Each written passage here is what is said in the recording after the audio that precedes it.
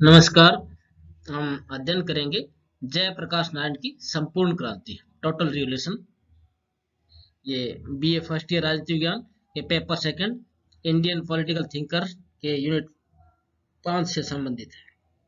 मैं doctor Mohanlal Goswami, assistant professor of political science, government girls college Hanumangarh. संपूर्ण क्रांति।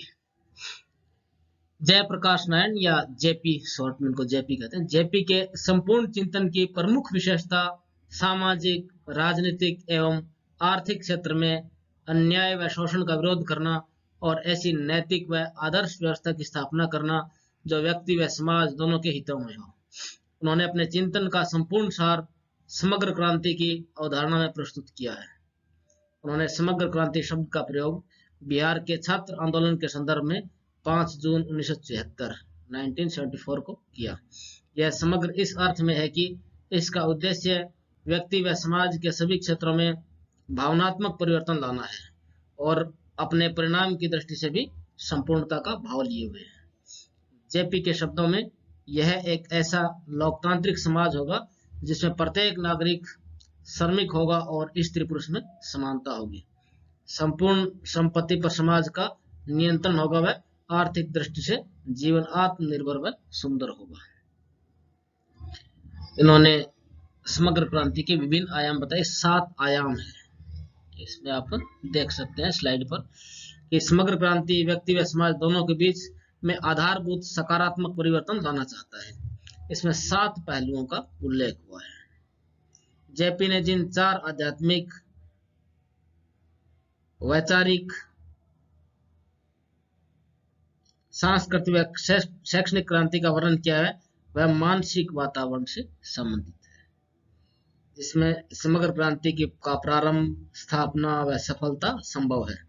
ये 4 आयाम उसके सामाजिक, राजनीतिक व आर्थिक आयाम को ठोस आधार प्रदान करते हैं। पहला, नैतिक व आध्यात्मिक क्रांति। क्रांति का यह आयाम मानव धर्म से संबंधित है। यह इस बात पर बल देता है कि समस्त भौतिक विकास व उपलब्धियां नैतिक व आध्यात्मिक मूल्यों की प्राप्ति के साधन हैं।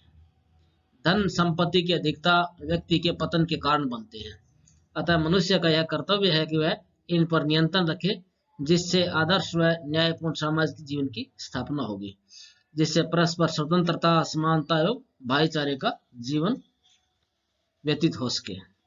समग्र क्रांति का यह आयाम मानव चेतना में निहित नैतिक व आध्यात्मिक प्रवृत्ति को सक्रिय बनाना चाहता है।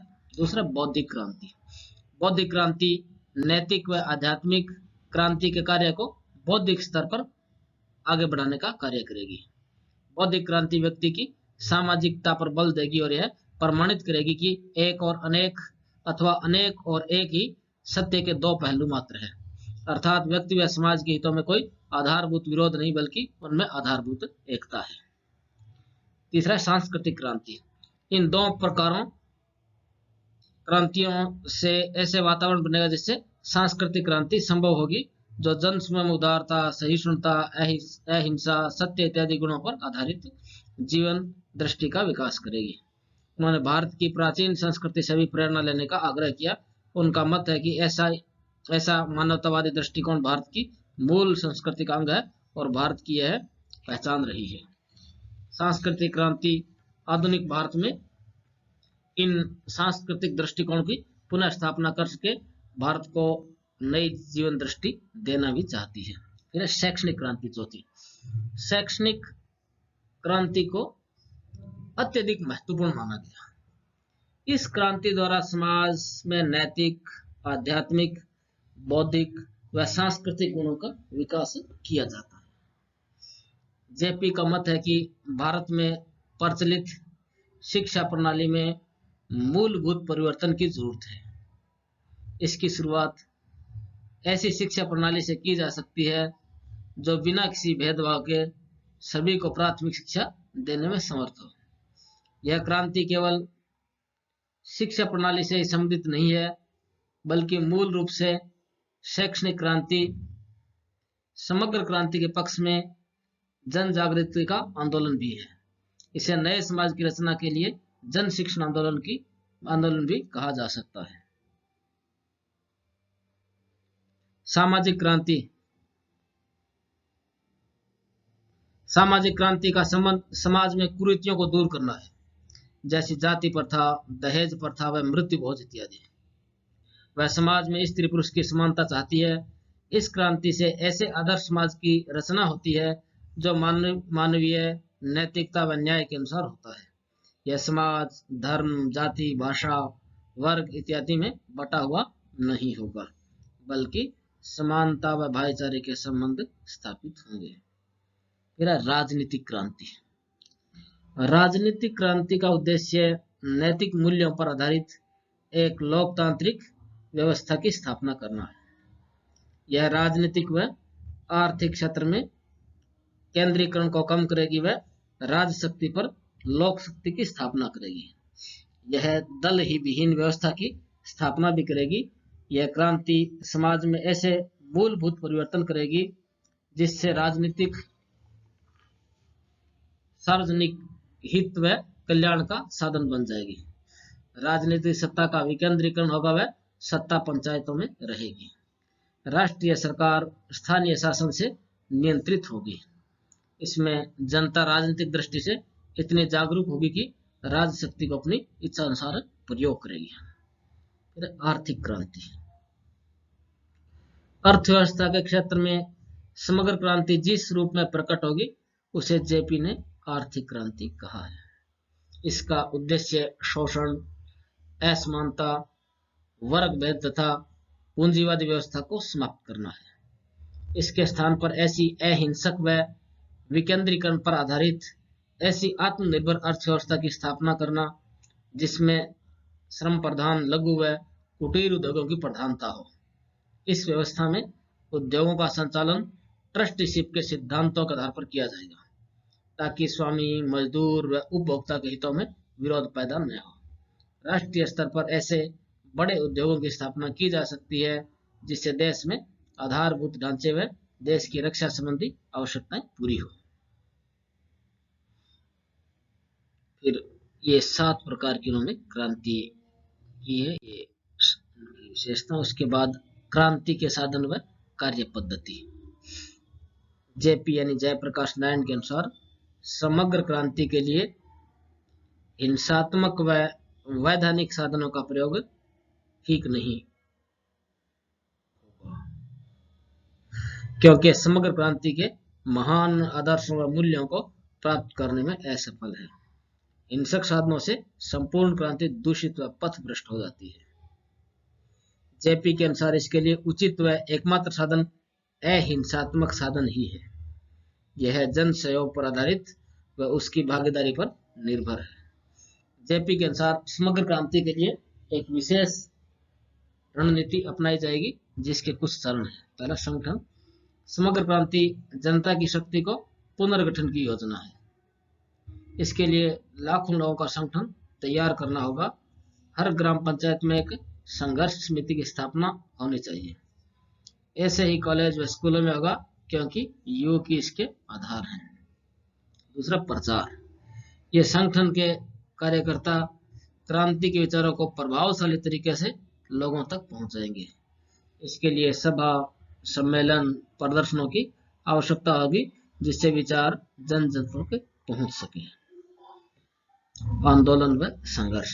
संगठन व प्रचार द्वारा जनमत की जागृति के बाद आदर्श व्यवस्था स्थापित करने के लिए वास्तविक संघर्ष प्रारंभ होगा, परंतु इसमें केवल अहिंसात्मक साधनों का ही प्रयोग किया जाना चाहिए, जैसे सत्याग्रह, सविनय अवज्ञा, कर न देना इत्यादि। जनता स्थानीय स्तर पर जनता की सरकार की स्थापना करेगी। फिर रचनात्मक पद्धति। जेपी के अनुसार आंदोलन के साथ साथ रचनात्मक कार्य भी किए जाने चाहिए। इसके लिए लोक समितियों की मदद से वस्तुओं का निर्माण व वितरण की सुविधा होनी चाहिए। ये समितियां स्थानीय शांति व्यवस्था भी बनाए रखेगी। तो ये आंदोलन और उसकी कार्य पद्धति थी, और इसका अगर मूल्यांकन करना चाहें तो जयप्रकाश नारायण की समग्र क्रांति समाजवादी व गांधीवाद के सार तत्व को स्वीकार करती है।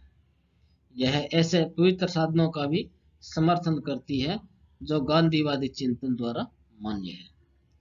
परंतु ऐसी क्रांति के लिए आज की जनता इतनी जागरूक नहीं हुई है तथा इतने लोक सेवकों का निर्माण भी कठिन है। यह जैसी सरल व आत्मनिर्भर व्यवस्था की कल्पना करती है वह आज के वैज्ञानिक, औद्योगिक व अंतर्राष्ट्रीयवादी युग में स्वीकार नहीं की जा सकती। भारत जाति, वर्ग, धर्म इत्यादि के तनावों से जुड़ा रहा है, उसके लिए अहिंसात्मक साधन भी खतरा पैदा कर सकते हैं। परंतु इन कमियों के बावजूद यह विचार भारतीय बुद्धिजीवी वर्ग को आकर्षित करता है तथा आने वाली पीढ़ियों के चिंतन व कार्य पद्धति को प्रभावित करेगा।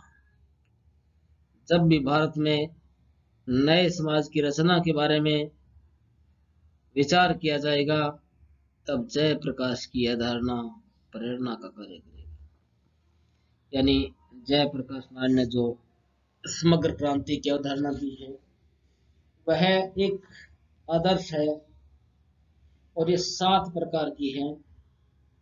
आपको इसको नोटबुक में नोट में नहीं, नैतिक और आध्यात्मिक क्रांति है, उसमें नैतिकता और आध्यात्मिकता के बारे में बताया। फिर बौद्धिक क्रांति, सांस्कृतिक क्रांति,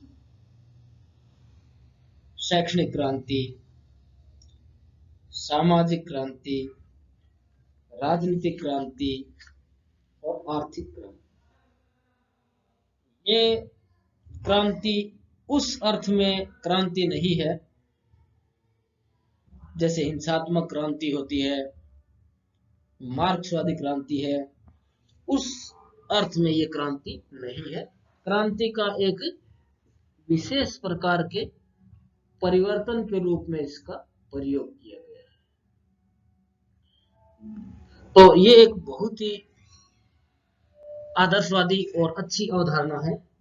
जयप्रकाश नारायण ने दल विहीन लोकतंत्र का सिद्धांत भी दिया। हालांकि जयप्रकाश नारायण से पहले M.N. रॉय ने भी इस तरह का सिद्धांत दिया था, दल विहीन लोकतंत्र। अब राजनीति में हम पार्टी देखते हैं, राजनीतिक दल है, तो इसमें व्यक्ति की स्वतंत्रता कुछ सीमित हो जाती है और व्यक्ति का प्रतिनिधित्व जो होता है वो एक प्रकार से राजनीतिक दल करते हैं।